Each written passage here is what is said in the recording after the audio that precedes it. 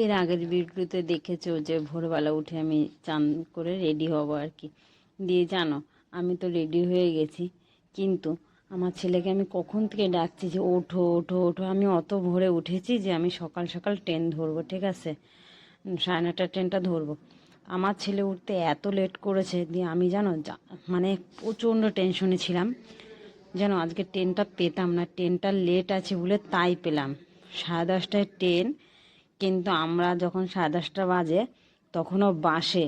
দিয়ে আমি তো প্রচণ্ড বকাবকি করছি আর বাসওয়ালাকে বলছি, দাদা ভাই একটু তাড়াতাড়ি চলুন, না হলে ট্রেনটা পাবো না, ঠিক আছে। কেননা আমার টেনশন হচ্ছে যে নন্দরা আছে, ওরা অন্ডাল থেকে চাপবে, এই যে ওরা চেপে গেছে, তো পরে আমি তোমাদেরকে পরিচয় করিয়ে দিচ্ছি ওদের, ঠিক আছে।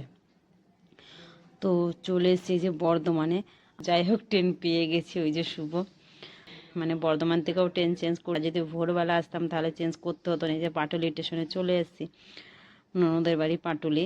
তো যাই হোক, এবার আমরা মিষ্টি নিয়ে নিচ্ছি, আবার এখান থেকে আবার টোটো করে যেতে হবে, মানে আমাদের গঙ্গা পাড়াতে হবে, সেই গঙ্গার ধারে যেতে হবে। তো এই যে আমার বড় ননদের মেয়ে, আর ওই যে বড় ননদের ছেলে হচ্ছে ভাগ্না আর কি, আর এটা ভাগ্নি, ঠিক আছে। আর ওই যে নন্দা জামাই, বড় নন্দা জামাই, এই যে আর একজন আছে, ওকে তোমরা দেখেছো আগে আমার ভিডিওতে, কিন্তু একে দেখো নি, বড় ননদের বরকে আর কি দেখো নি, সেটাই তাই দেখালাম তোমাদেরকে। এই যে শুভ দাঁড়িয়ে আছে, আর এই যে ননদ। তো যাই হোক, এখন আমরা আবার ওই পারে গিয়েও টোটোতে চাপবো। তো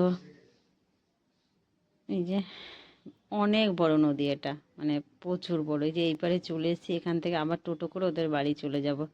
তো যাই হোক, এই যে চলে এসেছি, এই যে এটা হচ্ছে ছোট ভাগ্নি, আমার ছোট নদের মেয়ে। এরই আছে অন্নপ্রাশন, সেই কারণেই আমরা এসেছি। তো তোমাদের সাথে সব কিছু শেয়ার করবো আবার পরের ভিডিওতে।